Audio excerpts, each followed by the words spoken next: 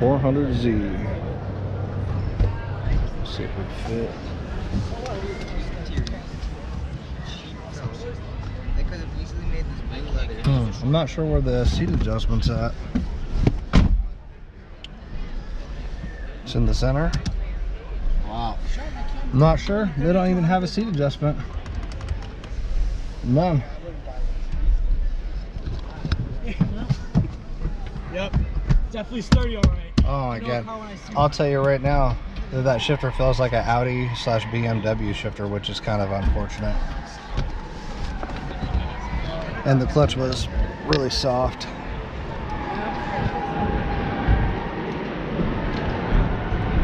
It's such a beautiful car though. It really is pretty. And it's drawn quite a big crowd.